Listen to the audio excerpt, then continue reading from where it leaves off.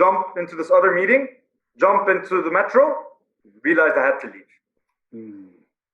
What went through your mind in that moment? I just realized I was getting in their way. That is Tarek Kouddous, the guest for today's episode. In today's episode, you'll hear Tarek share the story of when he struggled to empathize with his colleagues while trying to bring about organizational change. He also reflects on the help he received from his therapist. Not an easy topic to discuss in a public forum. Join me in holding space for Tarek to reflect honestly. Welcome to the journey of realizing empathy. I think we all have experienced a moment in our lives when we suddenly empathize with somebody we previously did not, by experiencing a moment of realization. One where we went, aha, oh, or maybe even burst out with laughter concerning something we either did not or had incorrectly assumed to understand and appreciate enough. While these realizations can sometimes be had in a few minutes, it can also take years. In fact, it may never happen. It is a seemingly simple yet complex and lifelong process of realizing empathy that I wish to explore in all of our episodes. Hey there, listener. My name is Slim. I help startup founders in their maturation as a leader and a CEO by helping them confront themselves in a true mirror. And I believe few things serve as a truer mirror than the challenges we face in our interactions with other people. The Journey of Realizing Empathy is a show where we explore how our challenges with other people can ultimately serve as a true mirror that helps us mature as leaders and human beings. In each of our episodes, we host a guest who tells a story of a time in their life when they struggled to empathize with one or more people until a series of realizations moved them to empathize with those very people.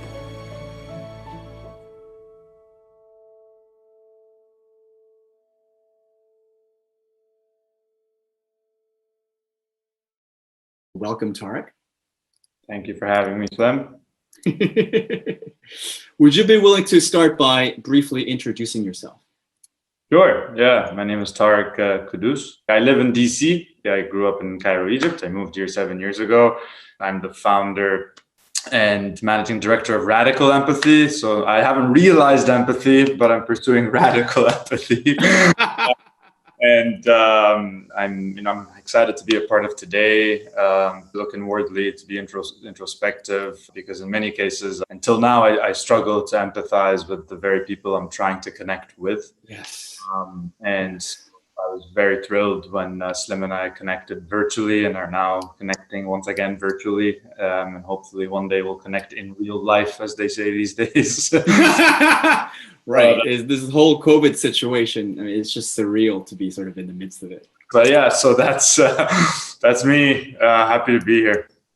Excellent. Thank you. So first of all, I just want to thank you for your willingness to even be our guest. Right? I think we live in an era where empathy has become weaponized in many ways, and we judge and shame people for lacking empathy. Right? So to come on a show willing to share a time in your life when you struggle to empathize with someone, it's not easy. So it's not something I wish to take for granted. So I just want to fully acknowledge and appreciate your willingness to do that. So thank you. No, yeah, thank you. I'm always happy to rant. So this is whatever we talk about, as long as it's honest, I think that's the thing that matters. So I want to invite you to go to the very beginning about this particular person that you struggle to empathize with. Could you briefly say who this person is? Yeah, it's an interesting question. When you asked me to pick a time in my life when I struggled to empathize with an individual, it was very hard to pick one individual. Yeah. Because, I definitely had different periods in my life where I thought of one person, but it really ended up being that I struggled to empathize with that community. That him or her were in together. It's just so interwebbed, but yes. What I came forward today to talk about was with a former colleague at my previous job. Like I said, I'm the managing director, founder of Radical Empathy. But previously, I consulted in the federal government space, so quite a different terrain. All right, so let's go to the beginning, or wherever you believe the beginning of the story is, and start sharing from that point in time. I was a federal emergency management consultant, so I worked on emergency management exercises around the country, making sure we can deal with things like earthquakes, hurricanes, active shooters, geomagnetic storms, pandemic influenza. We never caught COVID, I'll tell you that. So we were not prepared for COVID. And it was a fulfilling 2 years, an invigorating, vitalizing 2 years, especially the time when we were challenged the most. We were facing turmoil, for lack of a better term. We had leadership leave. We had interests go another way, which led to people leaving, staff turnover, burnout rate, siloed communication. But then when I really was struggling with the empathy, I started to cope in very unhealthy ways. I became very abusive of myself. They too were struggling to empathize with me. And it's this cycle, right? It's this paradox. And it was just fascinating. Share with me an anecdote from that time where you were struggling to empathize with them and they were struggling to empathize with you. I guess an example of how I struggled to empathize with an individual there was when I was assigned a report to prepare. And I was provided with another analyst to support me as the lead for the report. And for whatever reason, I was not, receiving the value that I was told I would receive. What was the value that you were told to receive? A certain level of quality. Like here's like the skeleton of the report. I expect it to come back with banners and colors and stuff so that I can continue to fill it out. So help us flesh this out a little bit. So you are assigning the support that you were assigned a task with, okay, so give me a report on X. You set the topic or something like that, and then they come back with a fleshed out report with certain content and media and things of that sort. Is that what happens? Yeah, that was the planned exchange. Got it. And then, but when you got the report, what did you see? Nothing of what was out. But what did you see? What was actually there? Bullets, like plain containing bullets. And when you're... And you expected a kind of full sentences, full paragraphs, full narratives. Like a 5-page document with banners and logos and headers and subheaders. Right. And a 1-page list of bullets. And when the support was presenting me with these bullets on this plain, white page with the bulky bold, no blue or any red or anything. It sounds like you care about the aesthetics too, right? I do care about aesthetics. Always judge the book by its cover. Branding matters very much. Okay, so you come from a background where you believe strongly about the power of communicating with certain feelings, and that was absent when you received this report.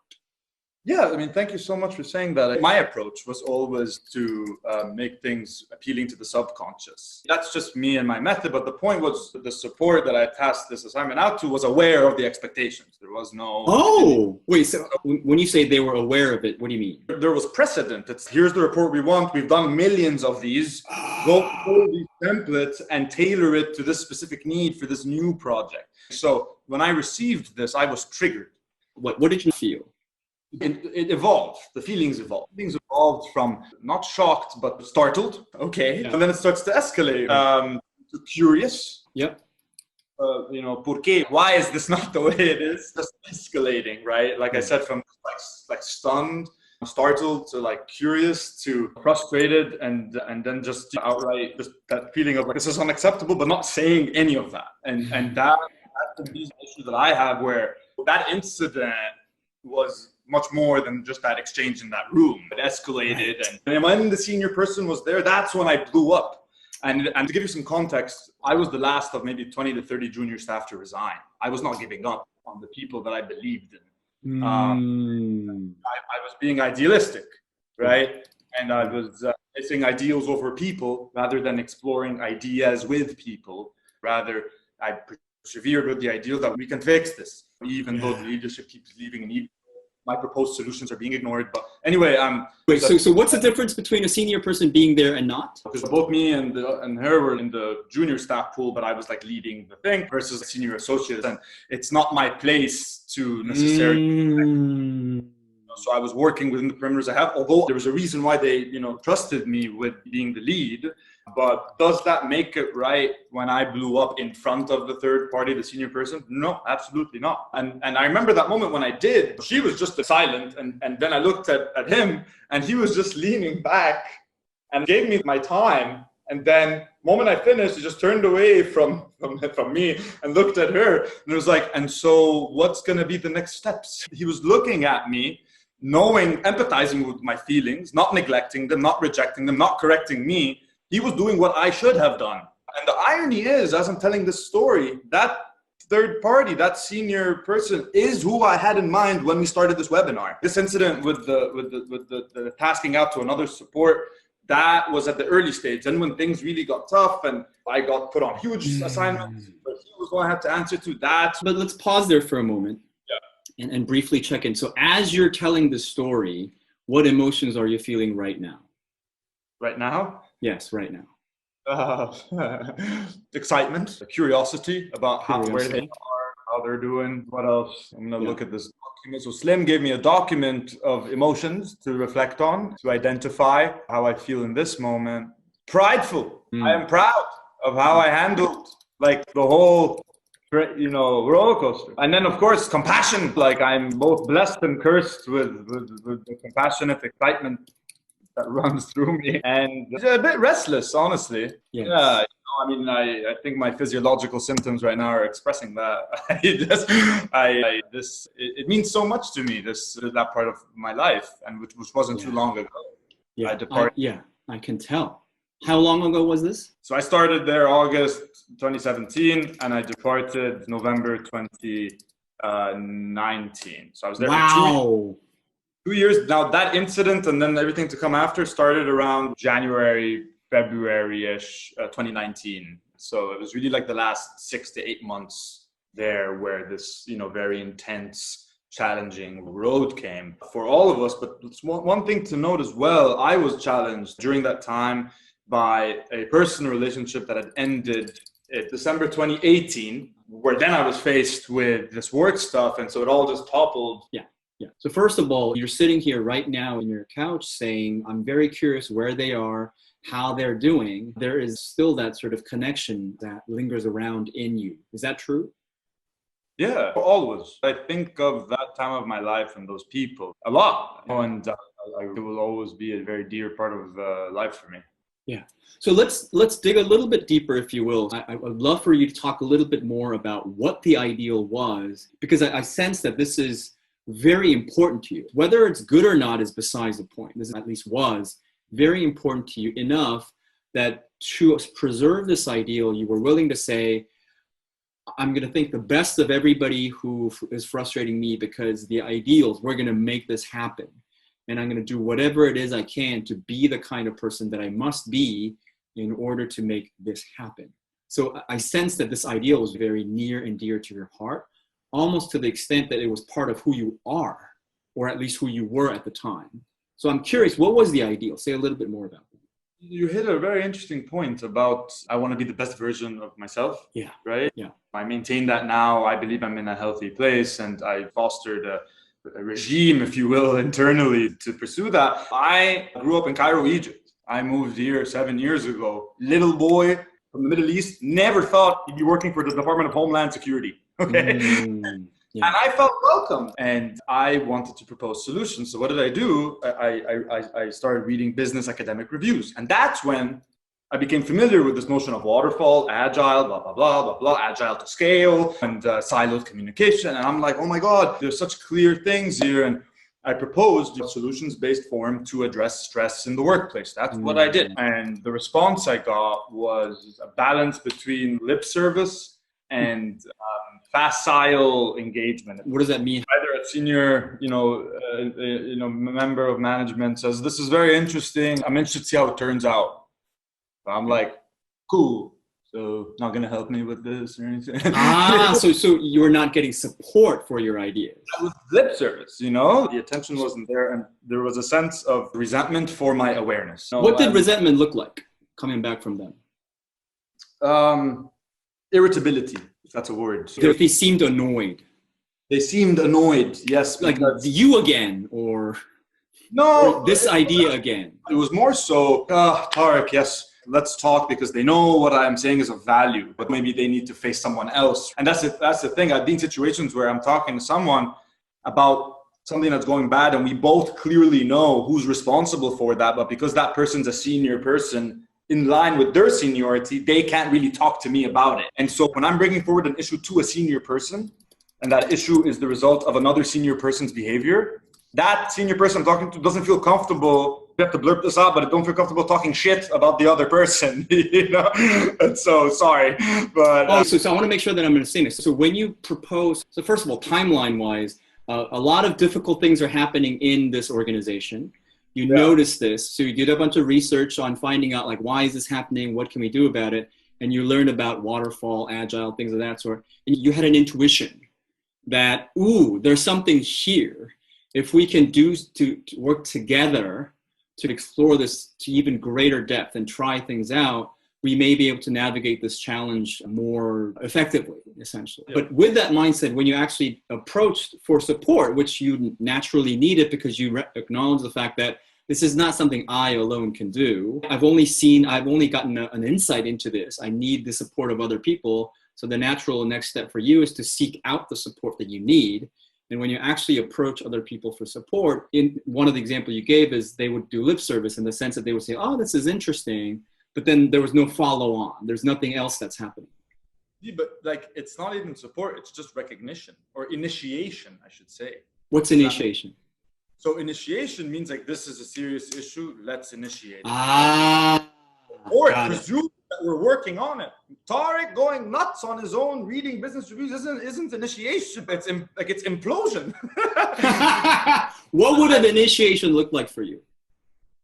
Interesting question. Initiation for me would be coming forward to an individual of access, a more senior person, and express my recognition of an issue in the workplace and outline its impacts, present impacts that are stifling optimal performance, and propose preliminary courses of action, and when I say courses of exploration, I should say, to pursue the identification of potential courses of action.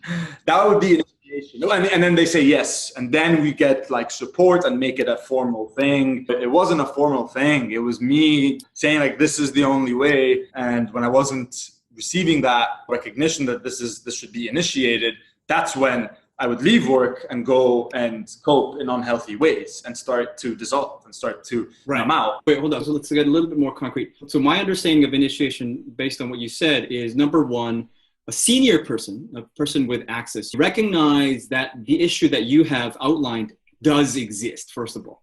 Yes, this is actually something that's happening in our organization, and it's not something we want, presumably. Then going into the ways in which our company is being affected by this thing, here is what we're going to do to explore what we could do about it so that we can learn what the actual significant next step may be. That sort of a thing. Is that true? Yes. Okay, so that was your expectation, but you didn't even get the recognition that this is a serious issue, it sounds like. Is that true? Yes and no. They knew burnout and staff turnover were serious, but they didn't understand the issue the way I was seeing it. What was the difference in the way you were seeing it? I think the difference was, it really boiled down to the struggle with empathy in the workplace. It was the issue, who was burning out, who was leaving? The junior staff, me. My people, not my people, but the pool I was in. Mm-hmm. Why was I the last one? Because I believe in change. The other people moved on and I could empathize with them. They felt like they had no one to go and talk to. We had one communication channel for a sector of 50 people. There was not, and there may have been an informal back-end way, but there was a lack of emotional qualification, including in me. I was causing issues, and my performance started to go down in that time, as everyone's did. as everyone's did. So yeah, I don't know if that answers your question. The recognition of the issue from their side was burnout and things of that sort. But from your perspective, it was a lot more specific in that there are junior staff, people that you are facing on a day-to-day basis. They're the ones burning out. They're the ones who are leaving. So there's more nuance and details to what's really going on from your perspective than what was actually being recognized. Is that true? Yes. Like management and myself were both looking at the same pool, the junior staff, like that was written was, but I could empathize more because not only was I going through the same thing, I was witnessing and hearing, but then see the culture that they were fostering with the other junior staff. And this is when I felt isolated from my fellow junior staff. Most of them, not all of them, had the happy hour culture where we go to happy hour and we rant and complain about work issues, where they start comparing salaries, where they, venting, and then they go back into work and plug in 9 a.m., 5 p.m., and then the resentment and the burnout continues. Versus I never fit into that happy hour culture. And again, it was also, there's a cultural thing there too, from where I grew up, like this whole like post 5 p.m. happy hour culture never resonated with me. And so I never went. But so what did I do instead? I'm like, well, instead of the happy hour, why don't we make a solutions-based forum in the workplace? And that was part of why I tried to do that. And it was met with animosity from a lot of the other junior staff. Not all of them, though. There were a good handful that appreciated what I was doing. Yeah. So the situation is basically not only were the senior staff not giving enough sort of significance to the junior burnout things happening, but even the juniors among the people, among your peers, so to speak, they were saying, we'll just go to happy hour and vent about this. And that's the way they want to solve it, as opposed to the particular method that you want to propose, which is a different one that was not always being accepted. The easiest way to simplify it is the notion of a solutions-based forum. Yeah. So you wanted to get to the solution, but they were not. It seemed like, at least. There was like a unconscious resistance to it almost. Got it. Yeah. So there's at least 3 dimensions to what we're talking about here, right? The one dimension is you, as you were talking about before, is you have this belief, right? You want to be the best version of yourself, and you have an idea of what that looks like. And part of it was, in this particular case, it sounds like you saw an opportunity to do something about something that was important, which is you saw that your colleagues were burning out. And in the beginning, you didn't know what to do about it, but you actually put the work and time and energy into researching. And you learned about the difference between different ways of working, like waterfall and agile, all these things. And you had an intuition, a hunch that, I have a better understanding of why this is happening. So even though I'm not pretending that I have all the solutions or I figured it out, but at least there's something here that's worth exploring further. So what I'm going to do is I'm going to share this thing I've learned, go to somebody senior who has more access, propose this to that person. And my expectation is for that person to say, what were you saying?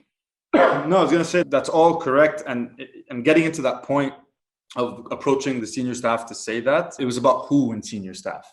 Because the issues I believed stemmed from the majority of senior staff. And what was the issue? Lack of vulnerability, lack of humility, stifled self-awareness, inflated self-importance. So part of the process was you picked out a single individual among the senior staff. One or two that you believe needed to listen to this thing because they were part of the problem. Is that true? I believe everyone No, because they weren't part of the problem, because they could be got it. So then you approach those 2 people who you thought were on your side, and you were let down by the fact that they actually, like, the people that I trusted to be on my side didn't act on this thing. So it was 3, now that I'm thinking, and 2 of them did that. One of them wanted right, but hands are tied, and then again, it's awkward in many ways. I can see how devastating this could have been at the time, because you were being very judicious and intelligent in the sense that I found my cohorts. They're the ones that I'm going to talk to because I believe I have some audience. But then when you hear the opposite of that, giving excuses, even though you could intellectually understand, it can feel a bit isolating. You got to the point of the story I thought I wanted to share when we started, which was exactly, say more about that. I had this senior person in mind. There was a senior person who was senior to me for project purposes, and then there was a senior person senior to me for administrative internal purposes. And I trusted both. And both allowed me to keep coming in and keep sharing. But then slowly I started to realize they were just telling me vent in one. And that's when I kept believing in this person, because I was completely unaware of their opinion, of their perception of any action they were taking. And then when action was taken, I was thrown into a huge project down in Miami that I said I was not well to go to and sent me anyway. That was a real burnout, where I missed meetings, where I was very abusive of myself. That's when the confrontation happened. And that's when they, at least one of them, had this epiphany that he was struggling with his empathy, and then really started to remedy it. So what happened? What did they see or experience that led them to realize that they were missing something and that they started to see you differently? It was a very acute moment. I came back from that trip in Miami where I was broken, where I felt I felt abused. I felt abused. Why? What happened? It was like a 5-day huge federal interagency conference. I mean, and I had all these expectations of me, of people that I didn't know and that didn't know me, and nothing was clarified from beforehand. And I was like the low-level person everyone was just throwing things at. And when I was trying to take a break, I was told things like, pretend like you're working, Tarek. And then when I was like actually working, they're doing nothing and laughing and all this. And the person who sent me there, the senior person I'm talking about, is unaware completely and is just in DC in a bubble. And when I called to talk about it, didn't respond, and instead they called the senior person that they sent to supervise me, who did nothing, to be like, is Tarek okay? And then that person was like, yeah, Tarek's fine. Tarek was not fine. And Tarek tried to communicate that directly. And then so when I went back, and I'll never forget this, I missed my direct flight from Miami to DC. And so I had to take a flight through New Orleans, worst airport I've ever been through. And I get on the plane, again, in my irritable, hypomanic sense. Before I get on the plane, I was buying a sandwich, and I had a moment, I hadn't been sleeping, and I was giving the ticket, and then the guy got a bit impatient, and then I blew up on the clerk in the middle of the airport, where like 10 people were like looking at me. I'm yelling. And then I'll never forget the soft graze of this old woman on my back who said, it's going to be okay. He knew it wasn't about anything here, and they all knew.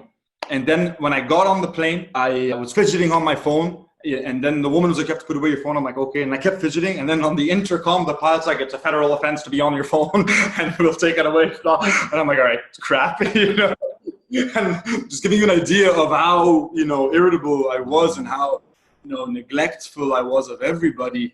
And then I went back to the office and I sat down in what was scheduled. Look at the irony. After all that, what was scheduled was my annual performance review. Oh, that was just my coincidence that was there. And so I go in, and before the papers even open up, I say, we have to talk about something. And it was both the senior person for the project management and the senior person for the internal administration things, the two people I was talking about. And I broke down. I was crying. I said, I said, I called you, you didn't answer. It had to be you. It had to be you. And all they're doing is like shaking their head. And it was like, it was a moment of realization. Yeah. They realized empathy in that moment, Slim. Yeah. And then they're like, do you want to do the performance review now? They were asking nicely, and maybe I should have said no, but I was like, yeah. And I had a trip scheduled to go see family, and I'd scheduled that trip a week before because I knew I needed to run back to mother and father to coddle me, And I was like, sure. I had no raise, and I was not promoted. After having the hardest project on me, on all that, and telling me I need to work better with teammates, but not giving me teammates. And so they're like, yeah, this is it. And I was like, okay, yeah, this all looks good. Obviously it didn't, but whatever. And I left, and then I was like, okay, so what am I going to do? I have these 2 weeks off or whatever. What did you feel in that moment when you came out of that performance review?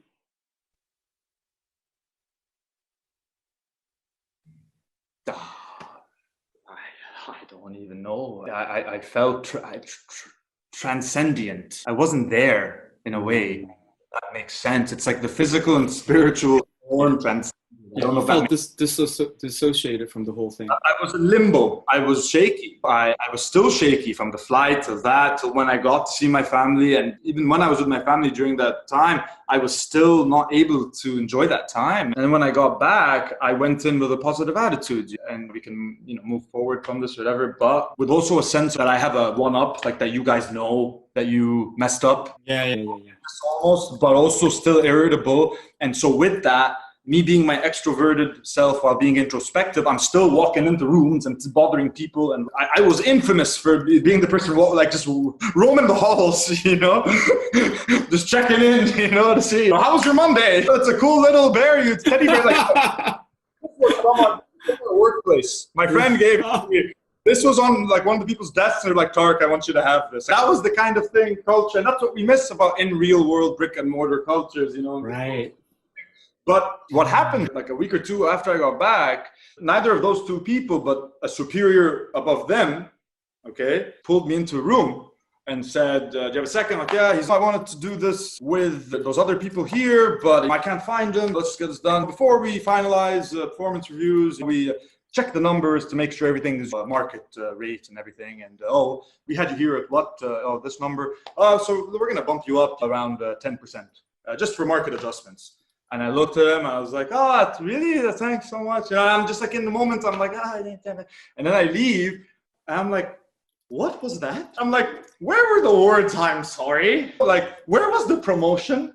Where was the evaluation? My evaluation was absent. There was no retrospective evaluation. It was in many ways a bribe in some ways. I will say that another individual who faced verbal harassment with a subcontractor used that word as well when she received a raise. And I'm speaking very openly now, but I really don't mean to be tainting this community because we were going through a lot of stuff, and these are just specific situations. But it was a beautiful place to be, and it was the most fulfilling time of my life after graduating college, and I wouldn't have given it up for anything, and I wouldn't have changed it for anything. But it didn't do it for me. They tried to resolve my mistreatment, the abuse that I went through by just throwing this money at me. 10% is a number. I would have been happier with the promotion and a retrospective evaluation. Actually go through the hard work. Look what you put me through in Miami. And you know what? Yeah, I missed a meeting. Yeah, this and that. Yeah, that other person thought this. But at the end of the day, the client was happy. It was the best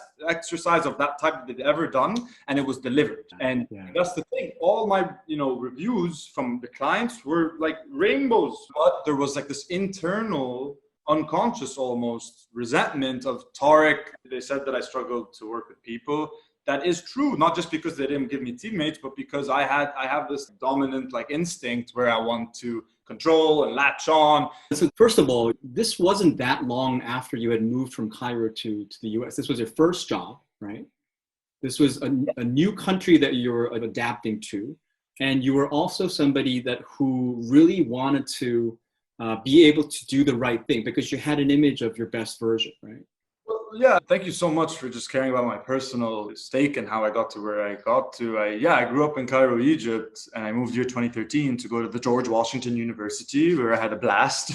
But I was in a cocoon with these international students, and then graduated 2017 and got thrown into Department of Homeland Security community.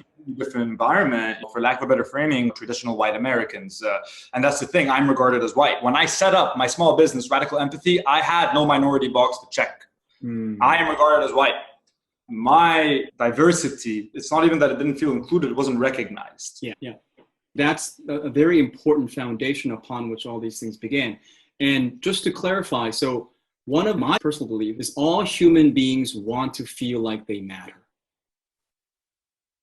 Right? It's like a core thing that we all have. And there are different ways in which we feel matter. Like, for example, if somebody understands us, we feel understood. That's related to how we matter. Some people, like you said, recognition. There are different forms in which that we perceive as us mattering. But at the heart of it is we all want to matter. So in your situation, it sounds like there were many instances that you were experiencing when that need to matter from your perspective was violated. And so in some ways, not to justify your behaviors, not to say they were good or bad or any of those things, but just at a human level, the way you described the episode at the airport, you were lashing out because you were in a very difficult place. emotionally, because the fundamental need to matter was not being fulfilled. And we also live in a society where people will say, oh, don't be so needy. You don't need appreciation or recognition or any of those things. Just plow through, be a man, or be the strong person kind of a thing. This resonates a lot because many times in my life, people have said, Tarek, you're too sensitive. And so then I'm told I have to man up, right?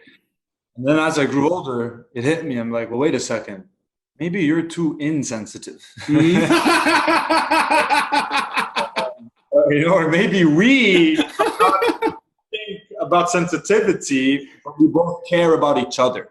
That's the thing. Whether I'm telling someone you're too insensitive or you're too sensitive, it's the other trying to tell the self, right? Like that, let's stabilize so we can get along. That's a keyword. They're telling themselves. Yeah. Right? Although there's another human being in front of them, they're really talking to some being inside of them. This is where it reminds me of one value that I really maintain on a personal level, but also a prerogative of radical empathy, is to embrace the child within you. I think it epitomizes the need to that human beings want to matter to a child, right? I want this, I want that, and you satisfy. And that's why I grew up reading graphic novels. I got Baby Yoda here by my side. I ain't never gonna forget about napping and snacking. I wear these t-shirts for a reason. Today, it's amazing how things just work out. I was working in a co-working space on a rooftop, and I saw this younger-looking individual come in. And then as he was leaving, we looked at each other, and it's like, hey. And then I saw he had a Star Wars T-shirt. So I was like, hey, a Star Wars T-shirt. He's like, yeah, are you a fan? I'm like, yeah, blah, blah, blah. And I told him about this one, blah, blah, blah. And then turns out he goes to Georgetown, second year. Oh. Yeah, and he's doing a foreign service school and studying Arabic. He's like, I'm studying Egyptian Arabic. I'm like, well, hold a second here. I'm from India.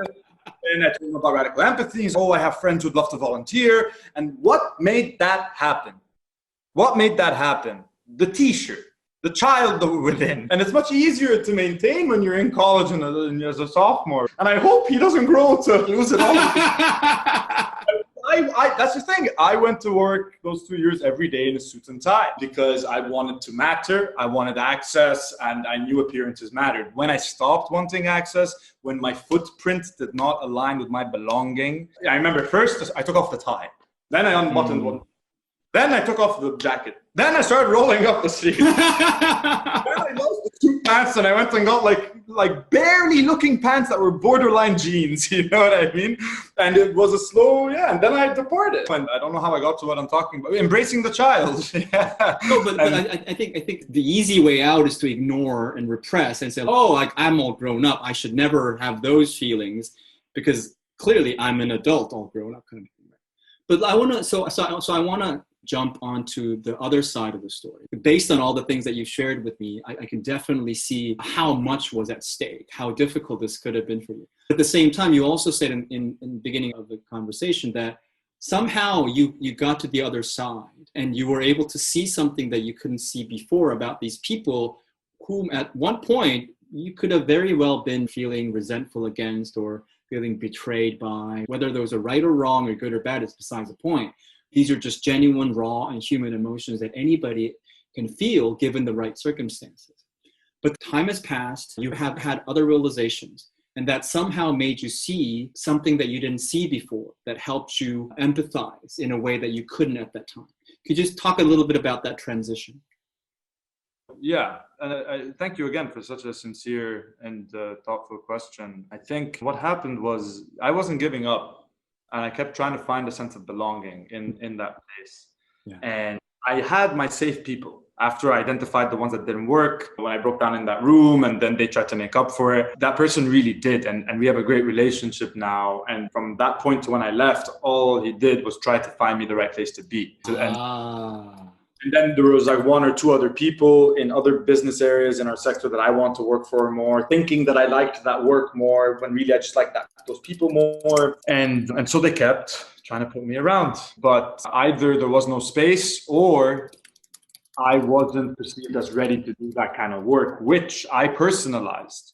But it took me a while to realize and be personable that I just simply didn't have the predisposed skills to do that. I didn't have enough experience in that specific thing. I thought I was Superman. You know, I even though I never read, I thought it was Batman. No, I thought it was Batman. Important difference. Yeah, no, very important difference. Batman's human. Well, yes. And then what does he bring forward as a human? Vengeance and rage. He comes out only in the night. But eventually, I come back to the superhero. But yeah, I thought I could do whatever I wanted. And then I remember it was so clear. I had 2 meetings. The first was with a principal, an executive who ran that business area that I want to get into. And I told them I was so unhappy. And I said, if I don't do this, I'm stuck in that other area. You know how that other area is going bad. I want to be in your business area, not in mine. And that person said, I can plug you into either this or this. But Tarek, the thing is, that's all that's left. And I think once you do that, if you don't like it, then you gave it your all. Then you know that you tried everything and can leave like knowing that you didn't give up. And I very much appreciated her saying that. And that is an example of how there is empathy in that workplace, that it was a rich community that I, in many ways, was demonizing when I was going through things. And then, so the irony is that meeting happened. And then literally 30 minutes later, I had another meeting scheduled with a project manager for, just a project going on, one of the 4 projects I'm on. And I had sent him a report to review, me being in this fragile state where I don't believe in myself. And he simply tells me he clearly wasn't happy with what I gave him.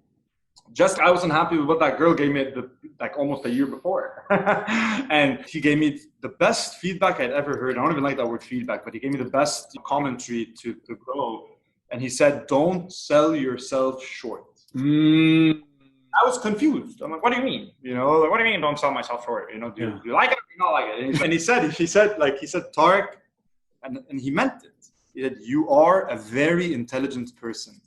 I've seen you do this and that. I have no doubt in your intelligence and capabilities in regards to what needs to be done here. Don't sell yourself short. Why was he saying that? Because I gave him a document with placeholders, like a skeleton, just like that girl had did. And then I was like responding with this like hypomania of, yeah, I'll be sure to do this or that. And he could see that I was struggling, and when I tried to do that document, I remember like I couldn't do it. I knew the how, but I didn't. There was this internal resistance. There was this fear. I was scared to touch the keyboard. What were you scared about? I guess like thinking back, I was scared to continue with this community in this world. To continue with. What would happen if you were to continue? Disalignment of my belonging and my footprint, further unhappiness. My compassion wasn't there anymore. So your heart was leaving the place. Yeah, it left a while ago. It was my stubbornness that stayed. Yeah, it was. So in some ways, like your heart is already out, but your body is still staying here with your mind telling you, no, you should stick it all the way through. Don't give up, kind of a thing. Yes, my soul left, and my mind and body were still there. And so he told me that in the review. And when I submitted that, I was submitting it. I'm like, oh yeah, I'm sure he'll come back to me and we can keep this going. I knew I didn't fill out everything, but whatever. I knew there were timelines and due outs, and I was like, oh, whatever. And then when he leveled me down, and the thing is, if he came in like most other people in my company or in most companies would do and say, what is this? This isn't what I asked for. You need to go back. He didn't do that. He was so empathetic and was like, don't sell yourself short. You're very intelligent. Just take this. And if you don't think you can do something, just give it a try. And then we can revise it. But I need something to work with, not a placeholder. And so I left. I never forget. I left that day. I went down to meet my friend. I went down, took a metro to go meet my friend who was going to drive me home. And as I was waiting for him, in that moment, I decided I was going to leave. In that moment. And what happened? It was like a 1 hour interval or hour and a half, 30 minutes with the executive. We're going to try to put you in these 2 areas and see if that works over the next month or 2. And if it doesn't, then we tried your all. Jump into this other meeting, jump into the metro, realized I had to leave. What went through your mind in that moment? I just realized I was getting in their way. I was getting in the way. I was getting in the, Say more. What do you mean by that? Like I was getting in the way of the people who gave me this beautiful 2 years out of college, where I got to travel around the country doing emergency management exercises, where I got to work with local, state, federal level people, regardless of these jargons. I was alive. I was invigorated. I connected with them. got promoted my first year. It was a blast. And then I was getting in their way, hindering quality products. And that wasn't just the only case. I had like a printing error job where like I was supposed to double side print something and I didn't, and I got shipped to Kentucky, and then the Kentucky person was happy. Skating, and in that moment in the garage, I had the conversation with the executive. I knew those two areas I didn't want to be in. It's just I liked the two people. I liked the people who ran that area. And so what I realized was I was attached to the people, not the purpose of place, not the purpose of place. And that's one layer of where I got to where I am now with radical empathy, where I want to explore space to create place of purpose. I believe space is for exploration and places for purpose. You cannot walk into an office setting and start working out, right? Unless they have a gym there. If you walk next to the desk and start doing squats, it's not gonna work out. That's not the purpose, right? If you walk into an office setting looking for a friend, that is not the purpose. And that creates unhealthy dynamics. And I saw that happen in other people there. And so I was also affected by that. And you see these, pseudo like incestuous dynamics in workplaces a lot. You see them in the nightlife industry all the time. And and it gets in the way of optimal performance. Of course, a cocktail is much easier to make than like a federal level document or something. But some cocktails aren't that easy to make. But point is, in that moment, I realized I was getting in their way. I was a jerk. And I was abusing myself and neglecting everybody. I just knew it. I knew it. It's like a feeling. I knew it. I remember. And I went in the next day and I went to that same executive and I said, I have news. I'm putting in my 2-week notice. And she was like, she got shocked. Like she took it like in a bad way first. And then I started talking and explaining my train of thought. And she was like, Tarek, I can see that you've changed. She's like, your body language yesterday compared to today is completely different. She said, you seem relieved, like you seem like I haven't seen you in a while. Because her and I had a great relationship going on. And then I started to rot through my own demise. And I put in the letter of departure, not the letter of resignation. And I tried my best those last 2 weeks to perform to the best of my capabilities. And I wrote a very sincere letter of departure, which interestingly enough, had various reactions to. So one person was like, why is it so long? And then my manager was like, that's just how Tarek expresses himself. And it was very vulnerable. I brought forward all of my pain. I recognized how I had been in my own way and how they were patient with me. And I put no blame on them. And this is where I realized what precedes the empathy is acceptance and curiosity. Because if you accept people based on the presumption of who they are, based on how they trigger you of someone from your past, then you're not going to get to know someone new. And I'm going off on a bit of a tangent, but the point I'm getting at is people need safer places to cope with life, to manage life. And I think I didn't feel like I had that access to those safe places when I was in a tough place last year. And it was so much more than what went through in at work. I know that's what we've been talking about, but outside of work, I was just hurting myself left and right and running around everywhere. And I wasn't being empathetic with self. I wasn't in touch with myself. And yeah, I would put pen to paper every day. And I'd been seeing a therapist from before that crazy year started, during it, until now, twice a week, proud, going strong. Everyone listening, you see a therapist, okay? All of you, you must, okay? Every single person in the world started seeing a therapist, war would end. The point is that I got through it because I asked for help. Let's not rush through this, because you're dropping a level of self-awareness, level of appreciation both for yourself and those people from whom you felt hurt. And that is not something you can do unless or until you've gone through a process. Let's start there.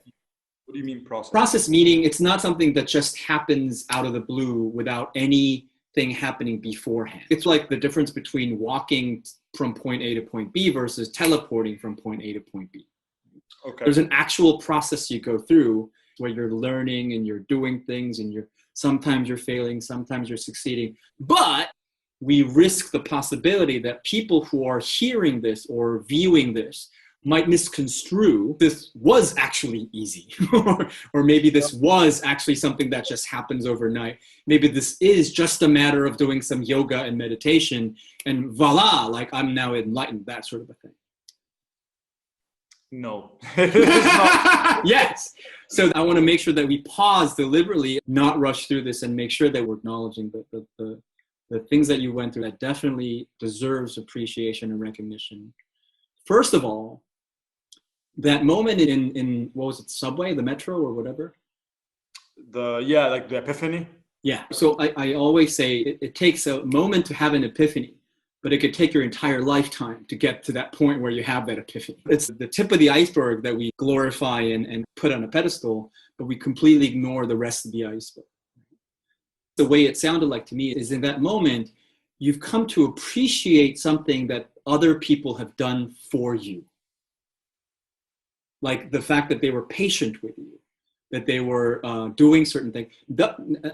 When you say you were a jerk to them, you were probably at the same time realizing your definition of jerk means other people were tolerating certain behaviors of you that you in hindsight may not have been tolerated by certain people if they didn't have as much patience or something along those lines. So you were starting to appreciate certain things that they've done with you and for you that you didn't fully appreciate in the past, because in the past it was a lot easier to see the things they were not doing, the things that you were expecting them to do. First of all, is that true?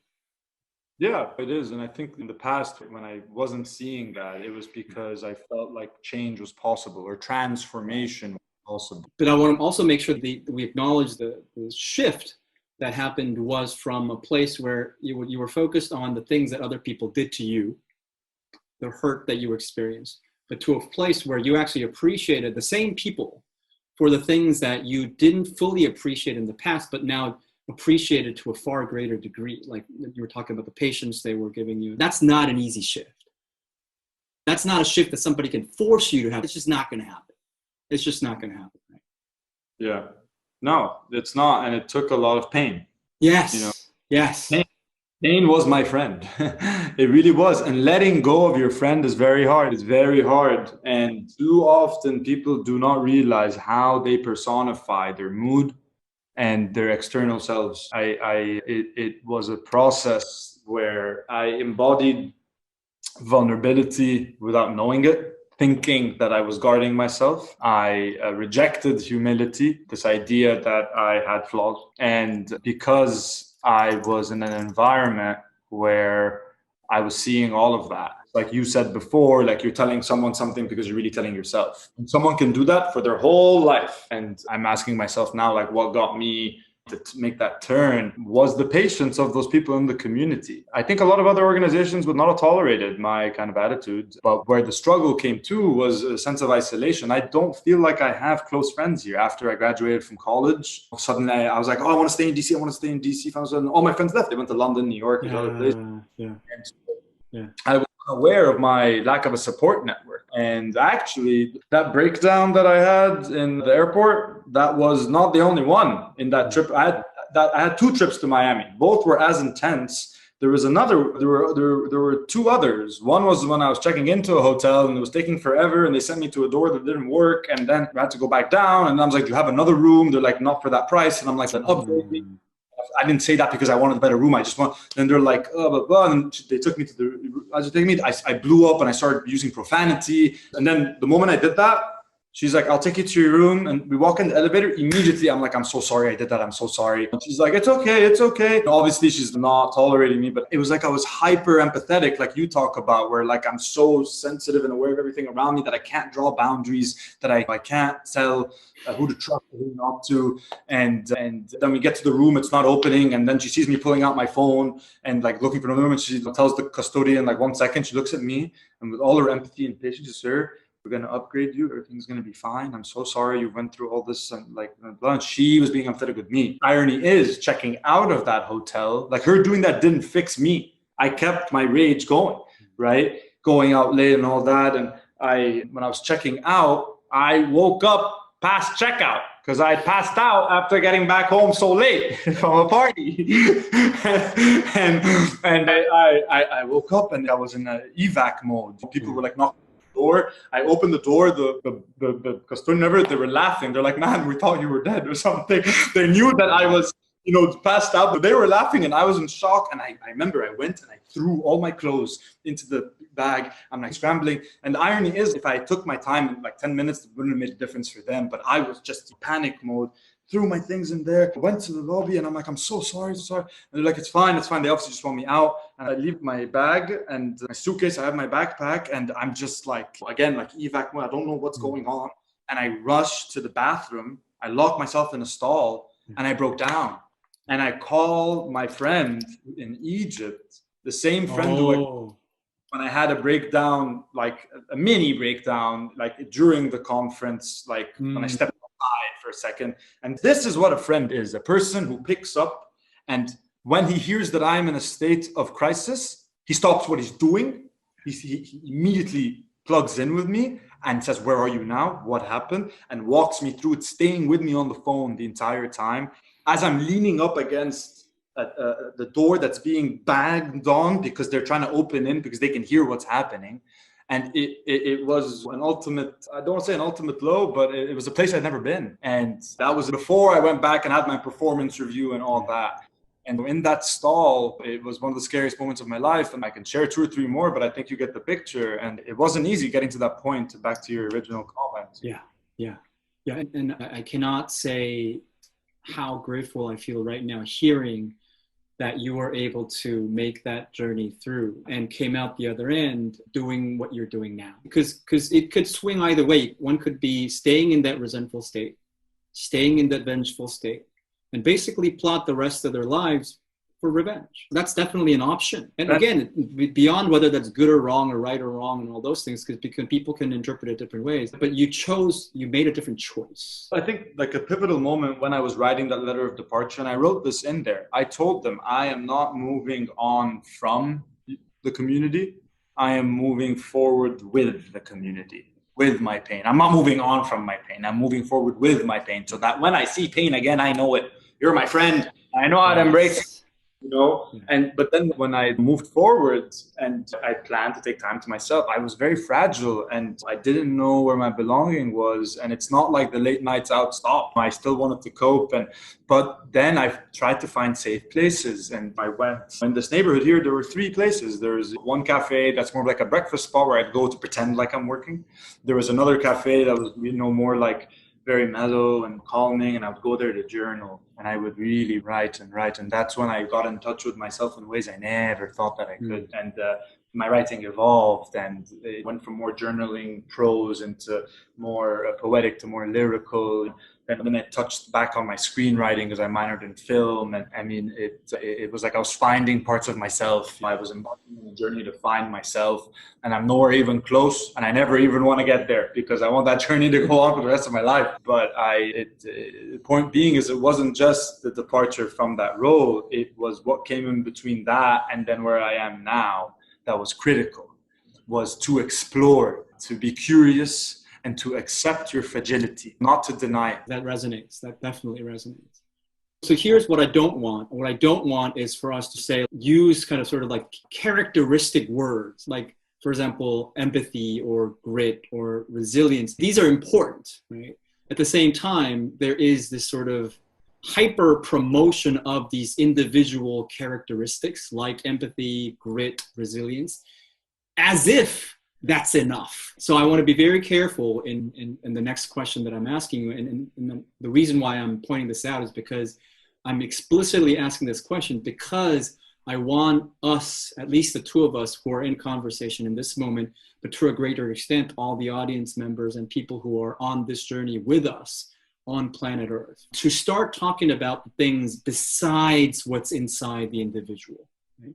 Like, for example, you were talking about the support that you were receiving from your friend, right? The patience that other people demonstrated to you.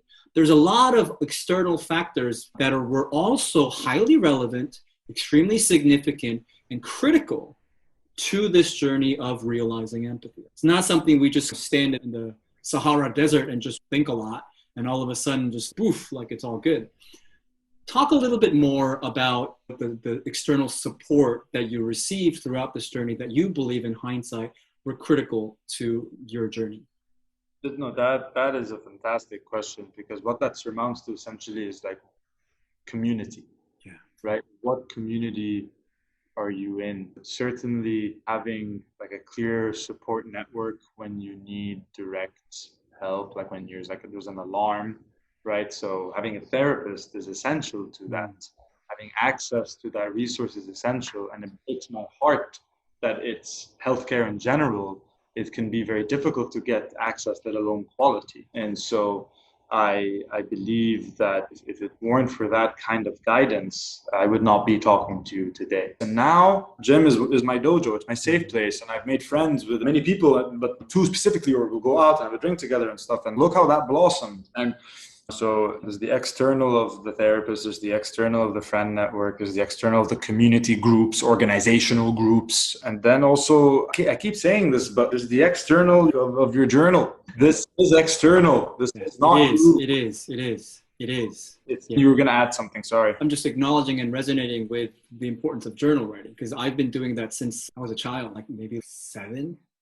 Because I'm an only child, and I always felt, besides my mother, when I was growing up, having that conversation partner, whenever she was not there, the only person that I could talk to was my journal. Right? And it was this interesting phenomena where you write, and then halfway through your writing, you realize you're wrong. It's like, how did I arrive at a different perspective talking to myself? How does that work? But in the ephemeral sense, you're externalizing your thoughts. And in doing so, something changes. And that you have this as a mirroring mechanism that is just unbelievably powerful in certain cases. It's just totally flabbergasting at certain times. Oh, it's so true. It helps you write something and get to a conclusion that this isn't where I wanted to go. You mean I sometimes don't make sense? That's impossible, because I'm like the most well-educated, logical, coherent person in the entire world. Oh, exactly. And you start to realize, where was your pride placed? That's the questions I start to ask, at least. But the journal is another external force for sure. But I have to say, though, not to go back to the whole grit and compassion and all those values, but it really, without the persistence, without the relentlessness, none of it would happen. But you can be persistent and go down a road of vengeance and hate and rage. So it's about what you're persistent about, and then what's around you, like your environment. Like in 2011 in Egypt, I met neighbors I never had met before, like who had walked by every day. Same thing here with when BLM and the corona and all that hit. And it's amazing how you can surround yourself with everyone and connect with no one. And that was 2019 for me, because I was not engaging. I was placing myself in place, expecting others to make me the center. I was personalizing everything. I was not being personable. I was focused on expectations of others. I was not even identifying my own expectations of self. Yeah. Yeah, absolutely. Absolutely. What emotions do you feel at this moment? How do I feel right now? Relief. Yeah. Awareness, educated, that's not feeling, but appreciation. Appreciation for this, for looking beyond the empathy, the grit, and talking about the external factors, not to neglect that. A bit hungry, and I hate this. I'm kidding, but it's good to have a conversation like this when someone knows how to facilitate it. And so thank you for your empathetic and patient facilitation, and I really felt like I got to express myself wholeheartedly. That means a lot to hear that. Thank you so much, Tarek, for your honesty, your willingness to reflect in real time for the first time, at least with me talking about a subject as complex and intertwined and difficult as this. That's something that I cannot be more grateful for. Thank you very much. No, thank you. Absolutely. All right. That's it for today. Stay beautiful, everybody. Ta-ta. Hey there, listener. Thank you for listening to the very end. I believe we can mature and innovate by navigating the difficult journey of realizing empathy in the face of tension. What I've learned from my own experience is that all of our challenges in empathizing with others is ultimately an opportunity to realize empathy with ourselves, to develop a greater understanding and appreciation of who we are and who we can be when we feel connected. And this journey is difficult. Let's not sugarcoat it. This is especially so if you go at it alone. So I envision a world where each and every one of us, from the moment we're born until the day we die, can feel certain there's at least one person we can reach out to at any given moment who can and will support us in this journey in a way that actually makes us feel supported. If you share this belief, please subscribe to our YouTube and podcast channels, and also like and share this episode, as well as leave a review of our podcast so more people can enjoy it. And if you believe you know somebody who can be a great guest for our show, please send us email at podcast@realizingempathy.com. We absolutely love hearing from you. Thank you once again, and until next time, may you stay beautiful.